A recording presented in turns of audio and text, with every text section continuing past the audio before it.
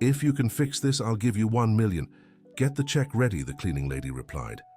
Susan Thompson was cleaning the yard at Riverside Trucking when she heard the laughter coming from the workshop. She had worked there for 3 years, always silently watching the mechanics try to solve the truck's problems while she mopped the floor. "Look at this beauty here," said Richard Miller, the company owner, pointing to the white truck that had been sitting for 8 months. "If anyone can get this old hunk of junk running again, I'll give them $1 million. The mechanics laughed along with him. They had already tried everything on that vehicle. 3 different professionals had given up on fixing it, claiming it would be cheaper to buy a new truck. "Are you serious, Mr. Richard?" asked Frank, the oldest mechanic in the shop. "Of course not," Richard let out a loud laugh. "But if anyone's crazy enough to try, come on over, and I'll sign the check right away." That's when Susan dropped her mop and walked over to the group. Everyone stopped laughing when they saw the determination in her brown eyes. "Get the check ready then," she said, with a firmness that surprised them all.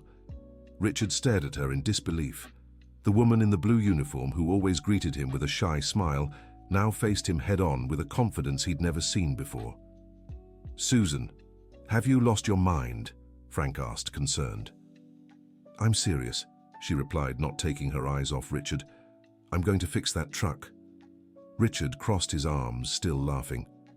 "You don't even know how to hold a screwdriver properly." "I don't need to know how to hold it," Susan said, walking toward the truck. "I need to know how to use it." Her confidence left everyone stunned.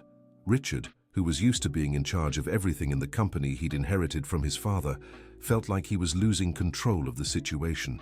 "Fine then," he said, more to assert himself in front of the employees than because he believed it was possible. "But there are conditions. You have 1 week. If you fail, not only do you get nothing, but you'll also work 3 months without pay."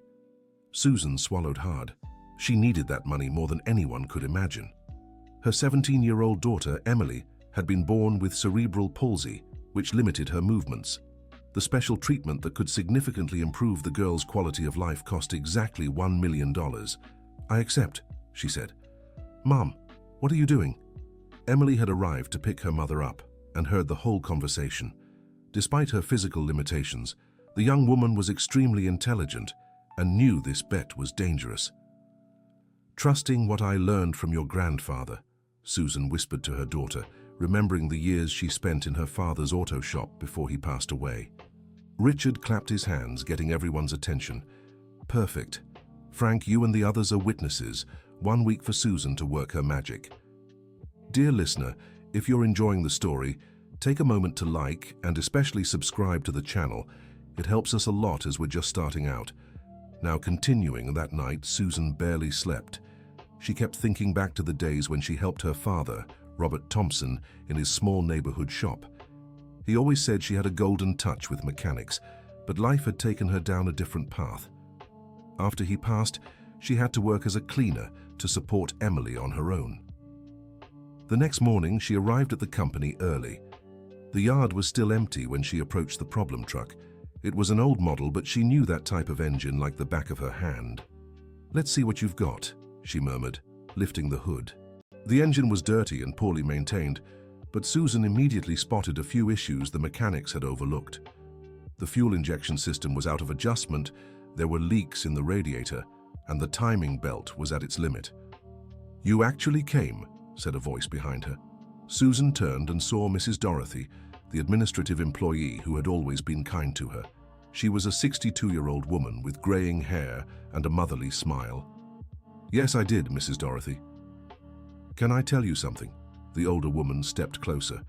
"In 40 years working here, I've seen a lot of people try to fix that truck. There's something strange about it." "Strange how?" "Every time someone gets close to solving the problem, something new breaks. It's like someone doesn't want it to work." Susan felt a chill but decided not to dwell on it. She needed to focus on the job. When the mechanics arrived, they found Susan already with grease-covered hands, disassembling engine parts. "She's really serious," commented Brian, the youngest mechanic.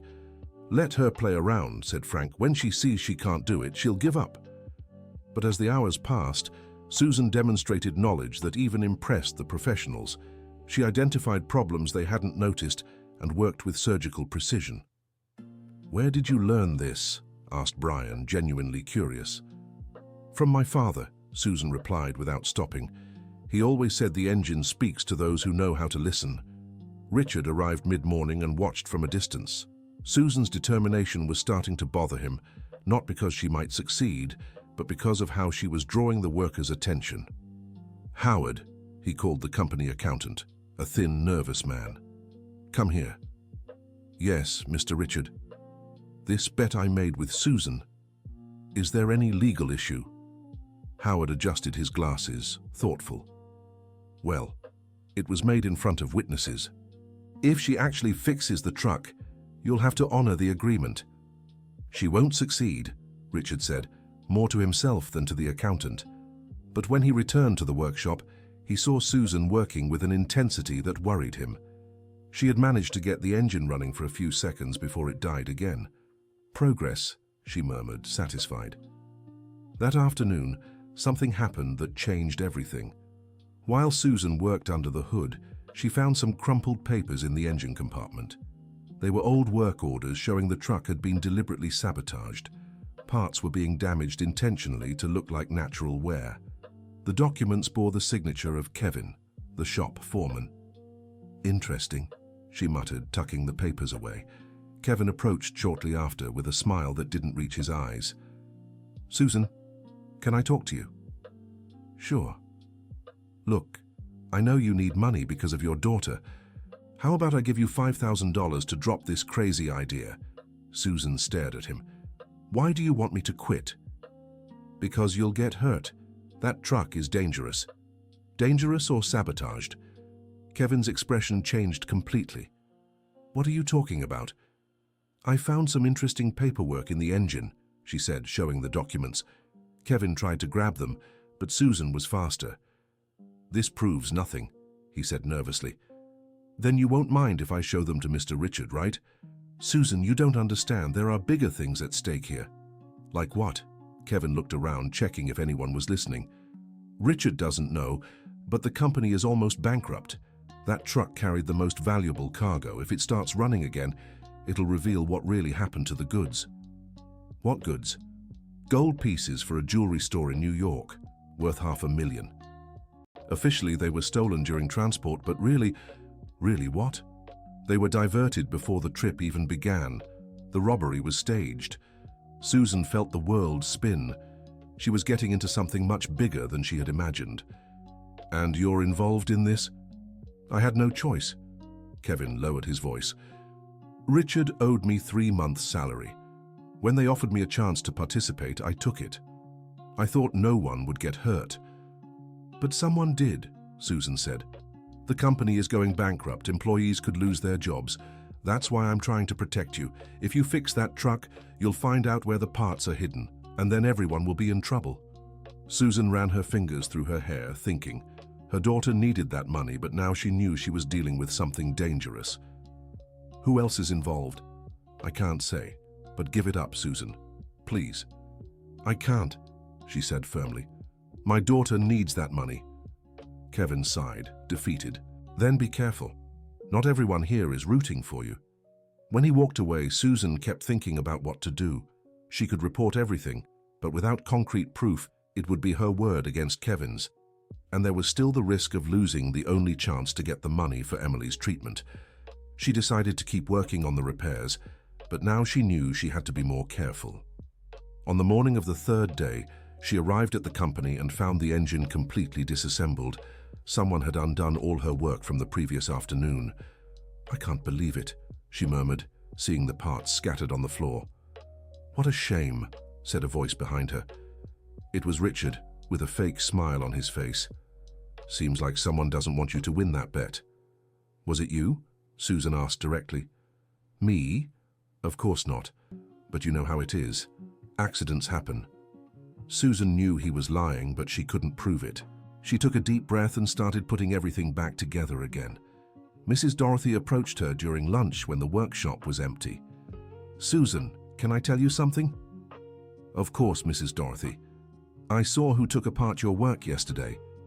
Susan's heart raced. "Who was it?" "Brian, the new mechanic. But he wasn't alone." Who was with him? Richard. Susan felt a mix of anger and disappointment. She knew the bet wouldn't be easy, but she hadn't imagined she'd be sabotaged like this.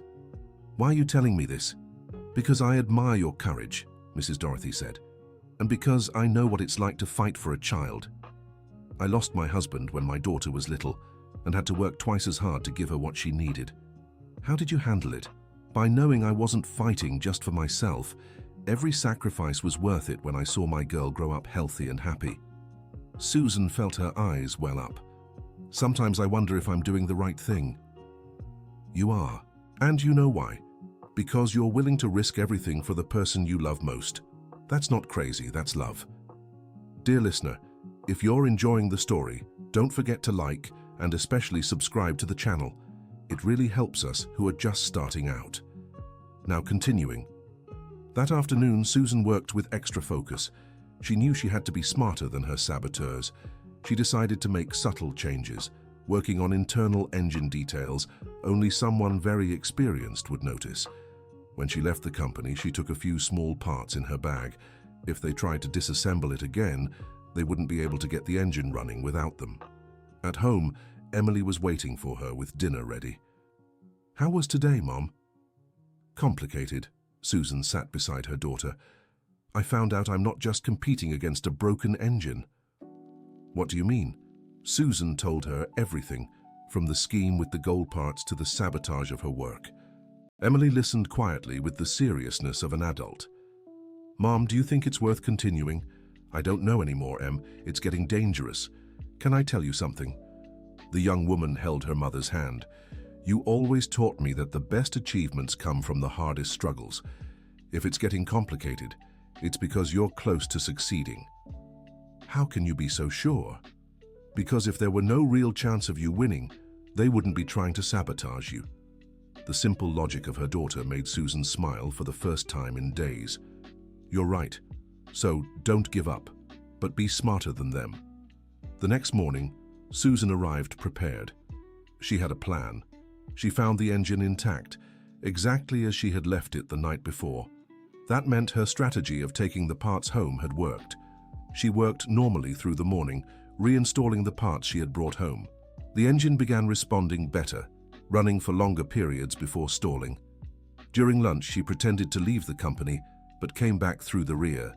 She wanted to catch whoever was trying to sabotage her work. She hid behind a stack of old tires and waited. It didn't take long before she saw Brian approaching the truck, followed by Kevin. "Are you sure she won't notice?" Brian asked. "Of course not. She's just a cleaner, doesn't know a thing about engines." Susan almost laughed at the irony. They had no idea who they were dealing with. She watched as the two disconnected some cables and messed with the adjustments she had made. But this time, she knew exactly what to fix. When they went back inside, she approached the engine and corrected all the changes they had made. In less than 20 minutes, everything was working again. That afternoon, she pretended to be confused by the problems that had appeared in the engine, but she worked methodically to fix exactly what she knew was wrong. "Strange," Brian said, watching her work. "It's like you know exactly where the problem is." "Beginner's luck," Susan replied without looking up from the engine. But Brian wasn't convinced. There was something about the precise way she worked that made him suspicious. "Kevin, can I talk to you?" He called his boss away from Susan. "What is it?" "I think she knows more than she's letting on." "How so?" "She fixed in 20 minutes what should have taken all day to figure out. It's like she knew exactly what had been tampered with." Kevin glanced at Susan, who kept working intently. "You think she saw us?" "It's possible. Then we need to change our strategy." That night, Kevin had a tense phone conversation with someone. "She's getting too close. Yes, I know I need to stop her. No, I can't use more drastic methods. It'd be too obvious. Leave it to me, I'll handle it." On the morning of the fourth day, Susan got a surprise. The truck had been removed from the yard. "Where's the truck?" she asked Frank. Richard had it moved to the back warehouse, said it was in the way here in the shop. Susan walked to the warehouse and found the vehicle parked between piles of old parts and broken equipment. The place was more isolated, away from the prying eyes of other employees. "Even better," she murmured. Now I can work in peace. But she wasn't alone for long. Mrs. Dorothy appeared with a hot coffee. Thought you might want some company. Thank you, Mrs. Dorothy. That's very kind of you. Susan, can I ask you a personal question? Of course. Why did you never mention you knew mechanics? Susan stopped working and looked at the older woman. How did you know? 40 years working here taught me to recognize who really knows engines. You work like someone born for it. My father was a mechanic, Susan said. Since I was little, I helped him in the shop, but after he passed, I had to take other jobs to support my daughter. And why didn't you ever ask for a chance here in the shop? Who would hire a single mother without a degree to work with men? It was easier to get a job as a cleaner. Have you ever thought that maybe this is your chance to show what you're capable of? I think about it every day. Then don't give up, no matter what they do to trip you up. Mrs. Dorothy was right. Over the next few days, the sabotage attempts intensified. Parts mysteriously disappeared, tools were hidden, and even chemicals were poured into the engine overnight. But Susan adapted to every obstacle. She improvised tools, cleaned up the chemicals, and replaced missing parts with others she found in the warehouse.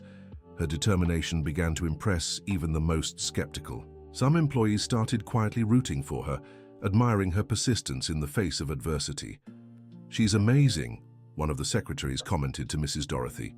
Anyone else would have given up by now. Susan is fighting for something bigger than herself, Mrs. Dorothy replied. That's why she won't quit. On the 5th day, something unexpected happened. Emily showed up at the company during lunch. Mom, we need to talk. What's wrong, sweetheart? You should be at school. I got a strange call this morning. Susan stopped working immediately. What kind of call? A man said you were getting into trouble and that it'd be better to give up on the bet. Did he say who he was? No, but he knew where I went to school and where we lived. Susan's blood ran cold. Now they were threatening her daughter. Em, go to Aunt Karen's house and stay there until I finish this. Mom, you're not going to give up because of some stupid threat, are you? It's about your safety. My safety will be guaranteed when you get the money for my treatment. If I get better, I won't depend on you as much, and we'll have a calmer life. Emily's maturity always surprised Susan, but at that moment, she felt both proud and worried. Are you sure? Absolutely. But promise me you'll be careful? I promise. Dear listener, if you're enjoying the story, take a moment to like and especially subscribe to the channel. It really helps us who are just starting out. Now, continuing. After Emily left, Susan decided it was time to act more decisively. The threats showed she was very close to something important. She spent the afternoon analyzing the documents she'd found in the engine more carefully.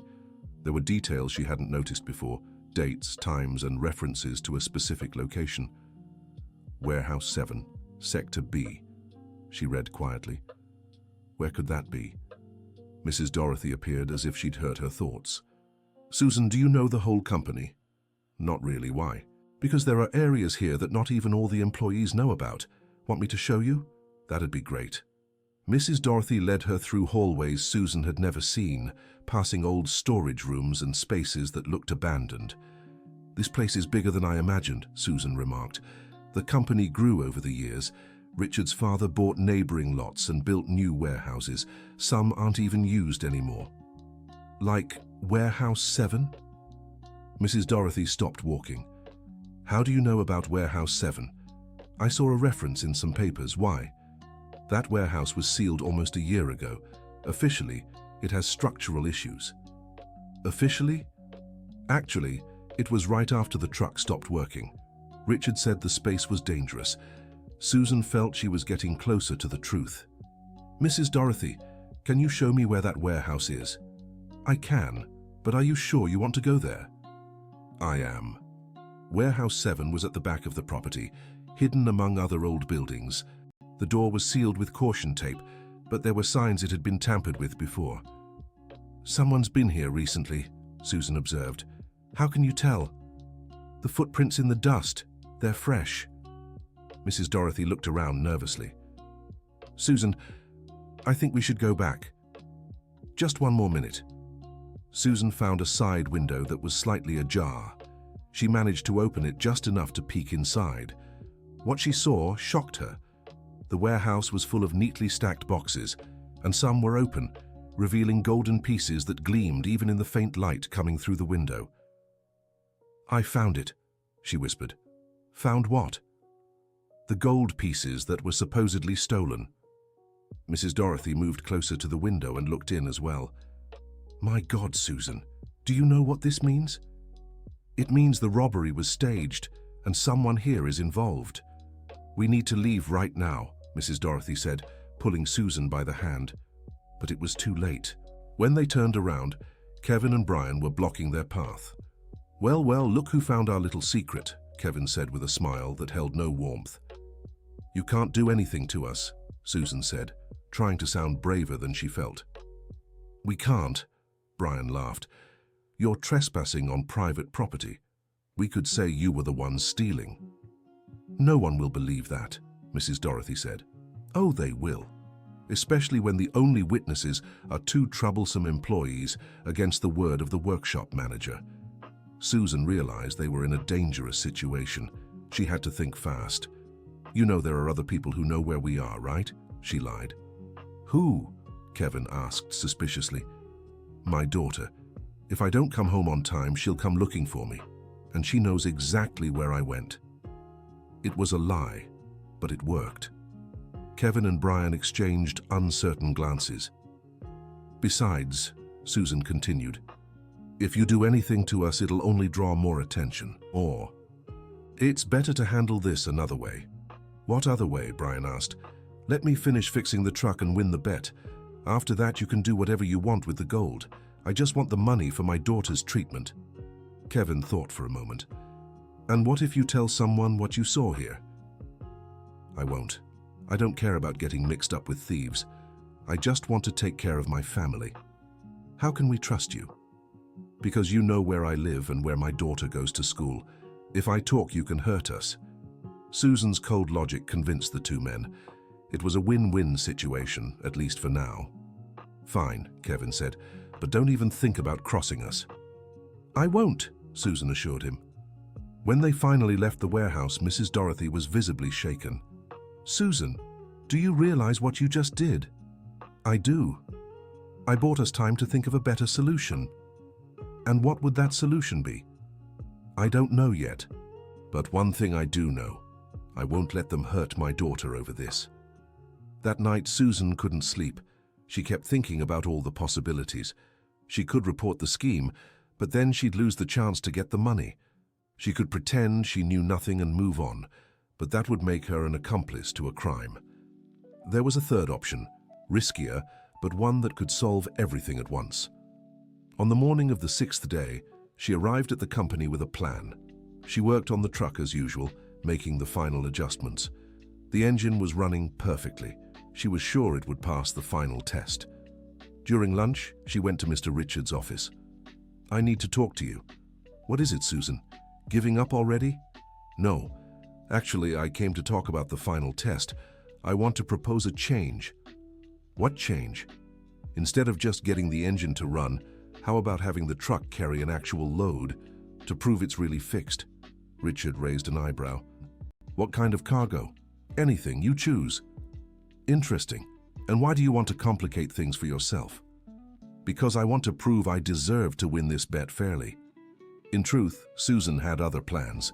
If she could convince Richard to use the truck to transport something specific, she could manipulate the situation in her favor. "All right," Richard said. "I'll think of a suitable load." Susan left the room satisfied. Now she just had to wait for Richard to do exactly what she expected. It didn't take long. That afternoon, Kevin approached Susan in the warehouse.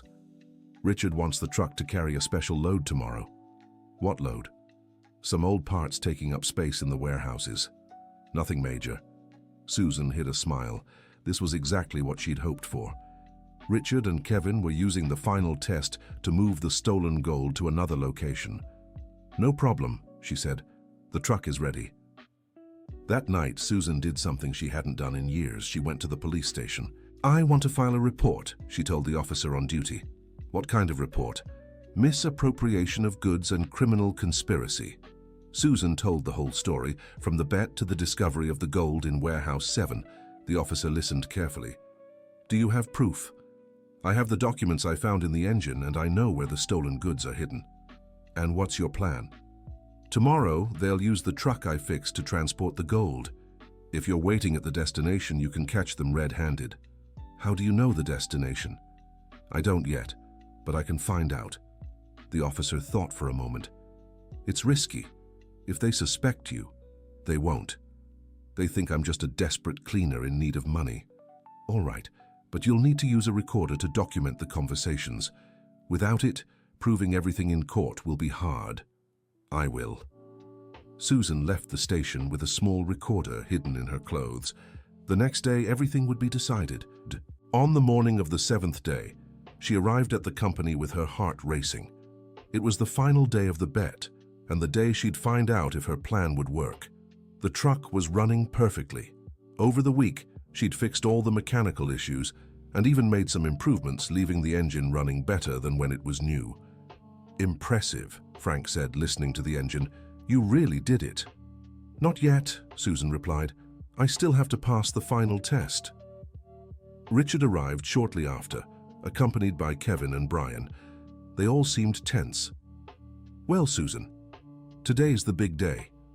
I'm ready. Good. The test is simple.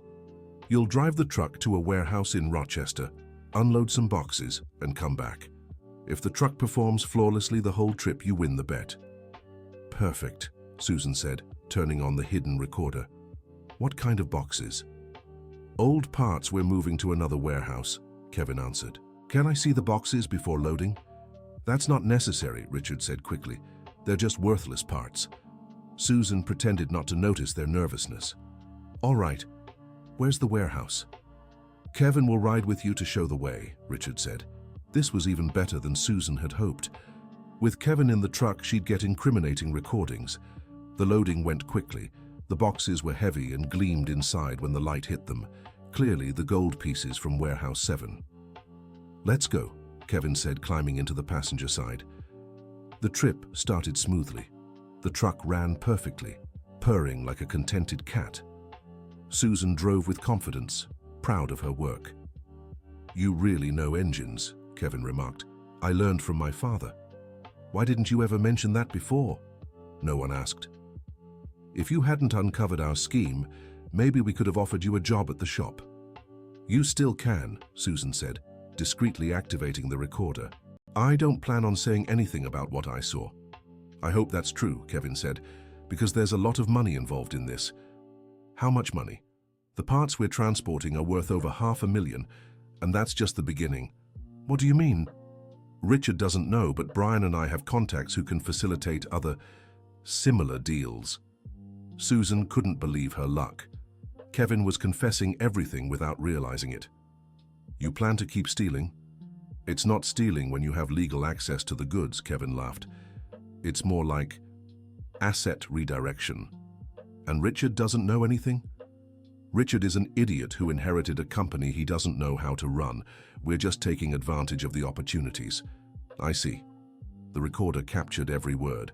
Susan was sure it was enough evidence to incriminate the whole gang. When they arrived at the warehouse in Rochester, they were greeted by two men Susan didn't know. The unloading was quick and efficient. Money in the usual account? One of the men asked Kevin. Exactly, same arrangement as always. On the way back, Kevin was more relaxed and talkative. He shared details about other thefts they'd pulled off and the gang's future plans. You have a unique opportunity, Susan, he said. You can keep being a cleaner for the rest of your life, or you can join us and earn more in a month than you do in a year. It's tempting, she lied. Think about it. Your daughter needs expensive treatment. With what you'd earn with us, you could give her everything she deserves. I'll think about it. When they got back to the company, Richard was waiting anxiously. How did it go? Perfect, Kevin answered. The truck ran like clockwork. Richard looked at Susan with a mix of admiration and irritation. You actually did it? Yes, I did. Fine then. A bet is a bet. But before he could continue, something unexpected happened. Several cars pulled into the company's yard, and uniformed officers quickly stepped out. "Nobody move," one of the agents shouted. "Operation Golden Truck." Richard turned pale. "What's going on here?" "Richard Miller, you're under arrest for receiving stolen goods and forming a criminal organization," said the detective Susan had reached out to the night before. "This is a mistake," Richard protested. "Kevin Wilson and Brian Johnson, you're also under arrest for the same crimes," the detective continued. That's when everyone noticed Susan was smiling. "You," Kevin glared at her with hatred. "You turned us in." "Yes, I did," Susan said, pulling the recorder from her clothes. "I have your full confession for every crime you've committed." "Susan," Richard said, stunned, "why did you do this? You were going to win the bet money." "Because dirty money wouldn't solve my daughter's problems. It would have created worse ones." The agents easily found the gold in the warehouse, following the information Susan had provided. The operation was a complete success. "Susan Thompson," the detective approached her, "on behalf of the law, I want to thank you for your cooperation. Thanks to you, we've dismantled a gang that's been operating for over 2 years." "What now?" Susan asked. "Will the company shut down?" "Probably not. The gold will be returned to its rightful owners, and the company can keep running under new management. And I'm still just a cleaner." "About that," the detective smiled. "The insurance company affected by the theft is offering a $200,000 reward for information leading to the recovery of the stolen goods." Susan's heart stopped. "200,000? That's right, and you qualify perfectly to receive that reward." It wasn't the million from the bet, but it was far more than she could have dreamed. It would be enough to start Emily's treatment and still have some left for other needs. Besides, Mrs. Dorothy stepped closer, the new management of the company will need a workshop supervisor, someone who truly understands engines. Susan looked around. All the employees were watching the scene, and many smiled at her with admiration. "Are you offering the job to me?" "Actually, I'm the new temporary manager," Mrs. Dorothy revealed. "And yes, I'm offering you the job, if you want it, of course." Susan felt her eyes fill with tears. In just a week, her life had completely changed. "I accept," she said. Emily arrived at the company shortly after, brought by one of the employees who had called to let her know what was happening. "Mom," the young woman ran to hug Susan, "I'm so proud of you." "Why, sweetheart?" "Because you chose to do the right thing, even knowing you could lose everything." Susan held her daughter tightly. "Actually, I gained far more than I lost." Frank approached, visibly emotional. "Susan, I want to apologize." "For what?" "For doubting you. For thinking a janitor couldn't know anything about mechanics. You taught me that knowledge isn't about the position someone holds." "Thank you, Frank. And don't worry, we all have our biases. What matters is recognizing when we're wrong." Brian was arrested along with Kevin and Richard, but before being taken away, he asked to speak to Susan. "I know I have no right to ask for anything," he said, "but I want you to know it wasn't personal. I was desperate for money." "I understand," Susan replied. "We've all been desperate before. The difference is how we choose to handle it. You're a better person than I am." "I'm not better. I just made different choices." Mrs. Dorothy approached Susan once things had settled. "Can I tell you a secret?" "Of course. I knew something was wrong with that truck from the start." "You did?" 40 years working here taught me to notice when things don't add up, but I didn't have proof to do anything." "Why didn't you tell me sooner?" "Because I needed someone brave enough to uncover the truth, and you were the right person." "How did you know?" "Because I saw how you fought for your daughter. A mother who fights that hard for her child is capable of anything for justice." Susan smiled. "You're very wise." "I'm not wise. I've just been watching people for a long time." In the days that followed, Susan's story spread through the city. Local newspapers ran stories about the janitor who exposed a criminal ring and earned a reward for her courage. But for Susan, the greatest reward was seeing Emily begin the treatment that could improve her quality of life. "Mom," Emily said one afternoon as Susan organized her new tools in the workshop, "can I ask you something?" "Of course, sweetheart." "Do you regret anything?" "Like what?" Reporting them. After all, you lost the million from the bet. Susan stopped working and looked at her daughter. Em, can I tell you something? Sure. Stolen money never brings real happiness. Even if I'd won that million, I'd always know it was based on a crime, and that would haunt me for the rest of my life. And now I have a job I love. Honest money for your treatment and a clear conscience. That's worth far more than any amount. You're the bravest mom in the world. I'm not brave, sweetheart. I just did what I thought was right. 3 months later, Susan's life had completely transformed. As workshop supervisor, she had implemented improvements that increased efficiency and service quality. The company, now under new leadership, was thriving more than ever. Dorothy became the permanent administrator and made sure to keep Susan in her position. "How are things around here?" asked the insurance company lawyer who had paid the reward. "Very well," Susan replied. "The workshop is running better than ever. And your daughter? The treatment is going great. The doctors say she could regain much of the mobility she lost." "That's wonderful." "It really is. And all thanks to that bet that seemed impossible." Frank, who now worked as Susan's subordinate, approached. "Boss, the truck you fixed is up for its monthly inspection. How is it?" "Running perfectly. It's the most reliable vehicle in the fleet." Susan smiled. "Sometimes the things that seem the most broken have the most potential to work well." "That's a beautiful life lesson," Frank agreed. That afternoon, while supervising the work of the mechanics who were now her team, Susan reflected on everything that had happened. She had started as an invisible cleaner, silently watching as others did the work she knew she could do better. An impossible bet had become the opportunity to show her true worth. But more importantly, she had discovered that her real strength wasn't just in knowing how to fix engines, but in having the courage to do the right thing, even when it was hard. "Mom," Emily appeared in the workshop, walking more easily thanks to her treatment. "How was your day?" "Productive," Susan answered. "And yours?" "Great. The physical therapist said I'm progressing faster than expected." "That's wonderful, sweetheart. Mom, can I tell you something?" "Always." "Before, I used to feel sad about my condition, but now I realize it made you become the brave person you are today." "How so?" "If I hadn't needed treatment, you would have never taken that bet, and you would have never discovered you could be so much more than a cleaner." Susan hugged her daughter, moved. "You've always been my greatest strength, Em. Everything I do is for you, and I love you for that." End of story. Now tell us what you thought of Susan's story. Do you believe courage and honesty are worth more than easy money? Leave your opinion in the comments, and don't forget to subscribe to the channel for more heartwarming stories.